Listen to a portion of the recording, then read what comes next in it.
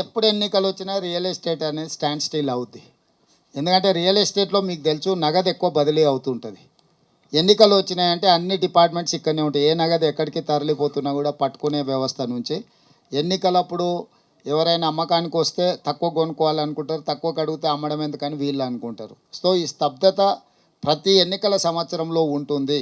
Parliament ఎన్నికల తర్వాత real estate అనేది మళ్ళీ పుంజుకుంటుంది. హైదరాబాదు నగరానికి సహజ సిద్ధమైన వనరులు, అవకాశాలు, పెట్టుబడులకు అవకాశం ఉంది.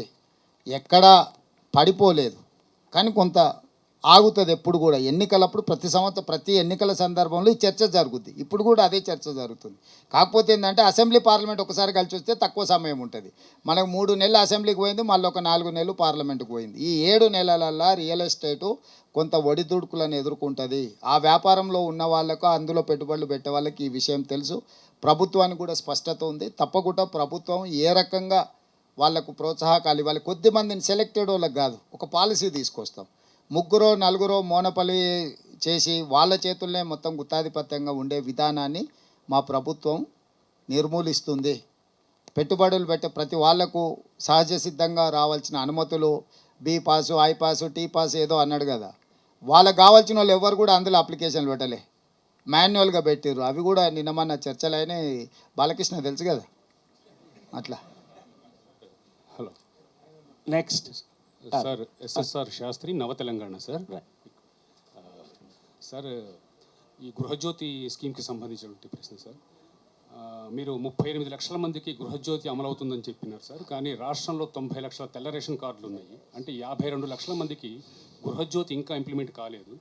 ప్రజాపాలన కంటిన్యూ ప్రాసెస్ అని చెప్పని ఎంపీడీఓ ఆఫీసుల్లో మీరు దరఖాస్తులు తీసుకుంటామని చెప్పారు. కానీ ఎమ్మెల్సీ ఎలక్షన్ల నోటిఫికేషను, తర్వాత ఇప్పుడు పార్లమెంట్ ఎలక్షన్ల నోటిఫికేషన్ల వల్ల ఎంపీడీఓ ఆఫీసుల్లో ప్రజాపాలనకి దరఖాస్తులు స్వీకరించట్లేదు. మరి ఈ 52 లక్షల మంది కూడాను ఈ వచ్చేటువంటి అంటే ఈ జూన్ వరకు కూడా ఎలక్షన్ కోడ్ ఉంటుంది కాబట్టి ఈ 4 నెలలు వాళ్ళు కరెంటు బిల్లులు కట్టాలా, అవసరం లేదా? స్పష్టత ఇవ్వండి. ఇప్పుడు రేషన్ కార్డులు ఉన్న వాళ్ళందరూ కరెంటు మీటర్ ఉండదు. రేషన్ కార్డులు కొన్నిసార్లు ఆరోగ్యశ్రీ పథకం కోసం తీసుకుంటారు, కొన్నిసార్లు బియ్యం కోసం తీసుకుంటారు.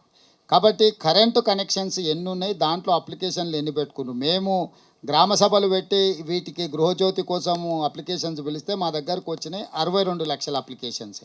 అంటే మీరు చెప్పే 90 లక్షల రేషన్ కార్డులకు గృహజ్యోతి పథకం కోసం అప్లికేషన్ పెట్టుకున్న వాళ్ళు 62 లక్షలు. 62 లక్షలలో వాళ్ళే సరిపోల్చుకున్నాయి 48 లక్షలే.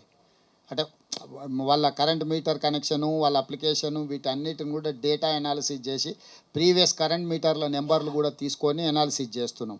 ఇట్లా ఏమైనా క్లరికల్ ఎర్రర్ ఒక్కోసారి నింపేటప్పుడో లేకపోతే చెప్పేటప్పుడో ఏదన్నా చిన్న చిన్న తప్పిదాలు ఉంటే సవరించుకోవడానికి కూడా కౌంటర్స్ ఓపెన్ చేసినాం.